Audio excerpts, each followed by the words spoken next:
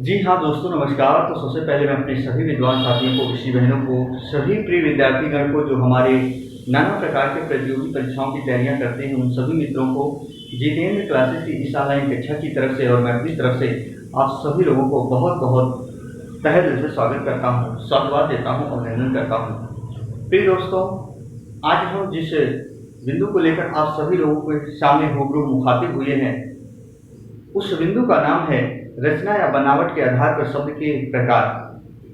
जी हाँ, रचना या बनावट के आधार पर शब्द के प्रकार कितने होते हैं? 3 होते हैं। आज उसी बिंदु पर हम बात करने वाले हैं।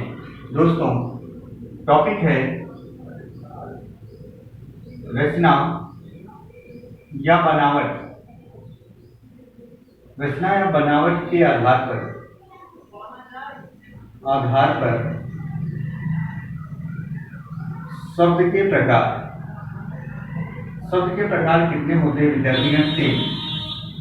हमारे उत्तर प्रदेश पुलिस भर्ती की तैयारी करने वाले विद्यार्थीगण अलर्ट रहें, यहां से भी प्रश्न आता है, चाहे वो PSSC चाहे शिक्षक भर्ती। ध्यान से सुनिएगा। रचना या बनावट के आधार पर जो शब्द के प्रकार होते हैं विद्यार्थीगण, वो 3 होते हैं। पर आज को आपको कुछ नया चीज मिलने वाला है। जाइएगा मत, बने रहिएगा, लास्ट तभी मजा आएगा। 3 प्रकार के होते हैं। पहला होता है विद्यार्थीगण हमारा जो होता है वो होता है रूढ़ शब्द। क्या होता है? रूढ़ शब्द। दूसरा क्या होता है? यौगिक शब्द होता है। और तीसरा क्या होता है विद्यार्थीगण? योग रूढ़ शब्द। योग रूढ़ शब्द। ये क्या है विद्यार्थीगण? आज आप इसको उंगली पे नचाओगे, मेरी ये गारंटी है दोस्तों। लेकिन जिन्होंने हिंदी ग्रामर का संपूर्ण बिंदु पढ़ा है, कभी ये गलत हो ही नहीं सकता। कहोगे सच में क्या सर, इतनी आसान हिंदी होती है? विद्यार्थीगण, कोई चीज कठिन नहीं होती है। हम उसको कठिन कठिन टफ टफ जो है कह कह के अपने दिलों और दिमाग में कठिन और टफ बैठा देते हैं, और वही चीज हमेशा और हमेशा के लिए हमें कठिन या टफ महसूस होने लगती है। पर ऐसा कुछ भी नहीं है। आप एक बार इन चीजों को गौर से सोचो। जो हमारे हिंदी भाषा भाषी के जो विद्वान साथी थे, उन्होंने हिंदी ग्रामर का समस्त बिंदु जो एक पुस्तक के रूप में, एक विधा के रूप में, एक ग्रंथ के रूप में उन्होंने व्यवस्थित किया, वो भी तो विद्यार्थीगण मानव ही थे। पर हम अपना जो दिमाग है विद्यार्थीगण, जिन्होंने हिंदी व्याकरण को एक विधा, एक पुस्तक के रूप में व्यवस्थित किया, जिन्होंने जितना % दिमाग लगाया, हम वहां तक अपना दिमाग नहीं लगाते। हम 1% भी दिमाग नहीं लगाते विद्यार्थीगण, पॉइंट में लगाते हैं। और थोड़ा और बढ़ा दो ना, तो सारी चीजें जो कठिन लगती हैं वो आसान लगने लगेंगी। तो विद्यार्थीगण, आज हम पढ़ेंगे रूढ़, यौगिक, योग रूढ़ शब्द। यानी आपके एग्जाम में रचना या बनावट के आधार पर शब्द के प्रकार कितने होते हैं, तो आपको जवाब देना है 3। एक बार इसका स्क्रीनशॉट लीजिए। आज हम बात करेंगे रूढ़ शब्द पर। मजा आएगा दोस्तों। आज आपको पहली बार ऐसा इतिहास देखने को मिलेगा कि क्या सच में रूढ़ शब्द ही होते हैं। आइए जरा हम बात करते हैं रूढ़ शब्द पर, सिर्फ रूढ़ शब्द पर। रूढ़ शब्द क्या होते हैं? रूढ़ शब्द वे शब्द होते हैं विद्यार्थीगण, याद रखिएगा, जिनका विखंडन ना हो सके। यदि आप विखंडन कर दोगे तो उसका खंडन जो होगा वो निरर्थक होगा, यानी उसका कोई अर्थ नहीं होगा। जो रूढ़ शब्द होते हैं दोस्तों, जब तक ये एक में होते हैं तब तक ये अर्थ देते हैं। जब इनको तोड़ दिया जाता है, संविच्छेद कर दिया जाता है, तो इनका अर्थ गायब हो जाता है। जी हाँ, बहुत अच्छी बात बताने वाला हूं, याद रखिएगा। क्या पहले इसका दूसरा नाम आया था आपके एग्जाम में?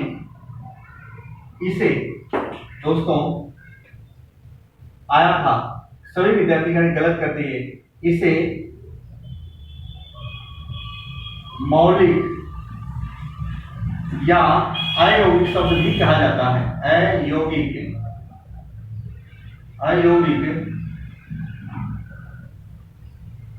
शब्द भी कहा जाता है। इसे मौलिक या अयौगिक शब्द भी कहा जाता है। याद रखिएगा, इसे मौलिक या अयौगिक शब्द भी कहा जाता है। इसका दूसरा नाम है। किसका दूसरा नाम है विद्यार्थीगण?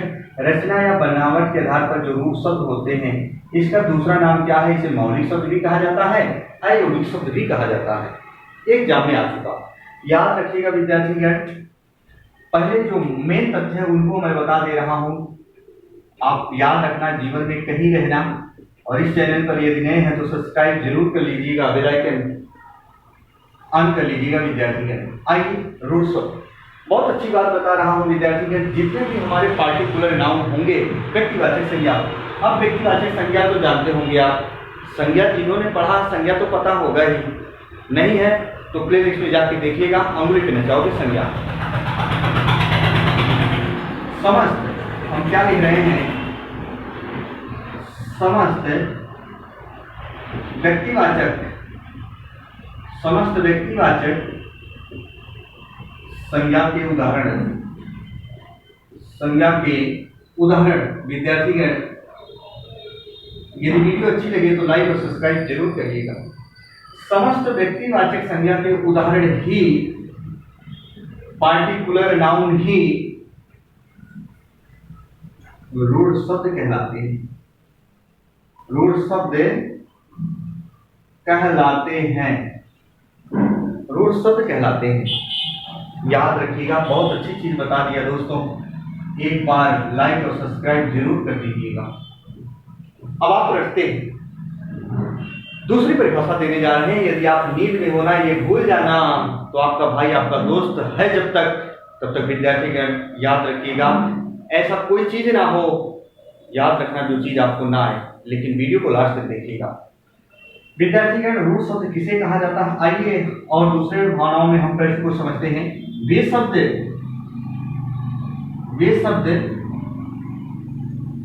जो न तो संधि का उदाहरण हो, यानी वो शब्द ऐसे होते हैं जो ना तो संधि के उदाहरण होते हैं, कोई संधि नहीं होगा, संधि का कोई उदाहरण ही नहीं होगा।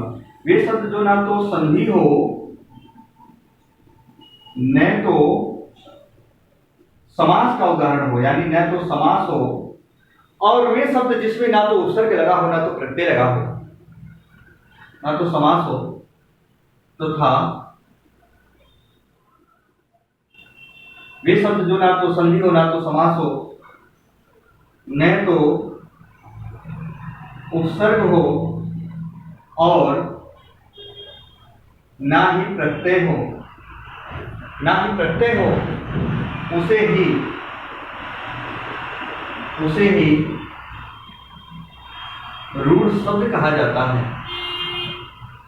शब्द कहा जाता है। दोस्तों आइए जरा देखिए, वे शब्द जो ना तो संधि के उदाहरण हो ना तो समास के उदाहरण हो, ना तो जिसमें उपसर्ग लगा हो ना तो प्रत्यय लगा हो, उसी को क्या कहा जाता है? रूढ़ शब्द कहा जाता है। क्या कहा जाता है दोस्तों? एक बार लाइक वाला बटन जरूर प्रेस कीजिएगा, मजा आएगा। उन्हीं को क्या कहा जाता है विद्यार्थीगण? रूढ़ शब्द कहा जाता है।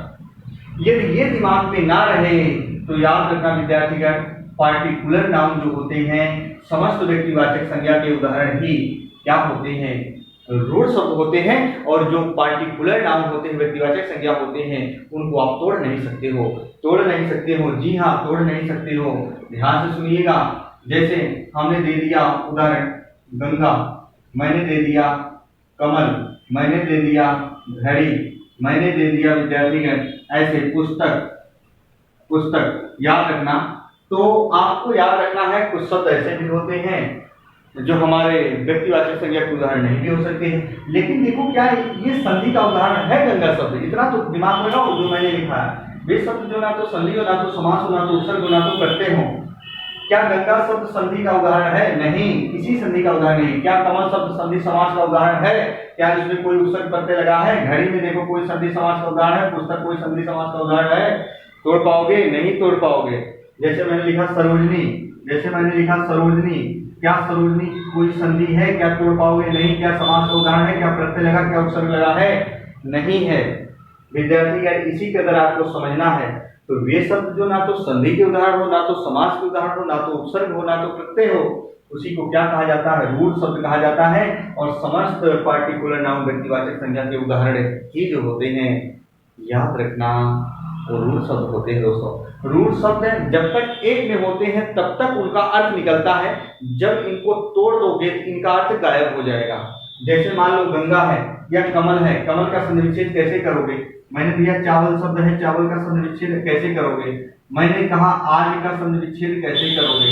मैंने कहा नदी का संधि कैसे करोगे? क्या ये संधि समास उपसर्ग प्रत्यय कुछ लगा है इससे? ये रूढ़ शब्द है। ऐसे कभी कभी आपके एग्जाम में आता है 4 प्रश्न देगा दोस्तों, जब देखो 4 प्रश्न देगा ऐसे, जैसे मैंने दिया 4 प्रश्न में आपसे पूछेगा, जैसे मैंने दिया एक शब्द है सुंदर, दूसरा शब्द है अपनापन, अपनापन, तीसरा शब्द ऐसे देगा विद्यार्थीगण दूरी, फिर ऐसे चौथा एक शब्द और दे देगा दोस्तों जैसे पुस्तक। आपसे पूछेगा इनमें से कौन सा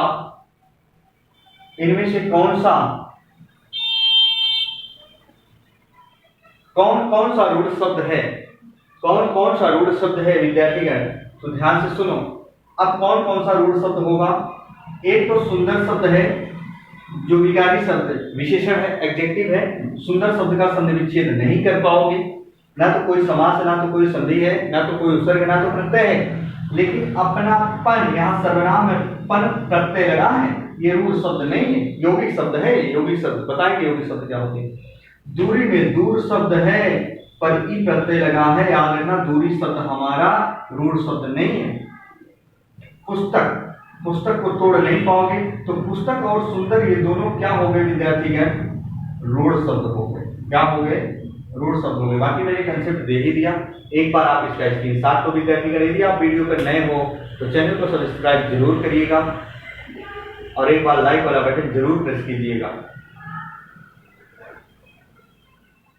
चलो विद्यार्थीगण, मेरी कक्षा यहीं तक होगी, फिर नेक्स्ट दिन हम मिलेंगे, यौगिक शब्द पर हम आपसी वार्तालाप करेंगे। तब तक के लिए मित्रों, जय हिंद, जय भारत।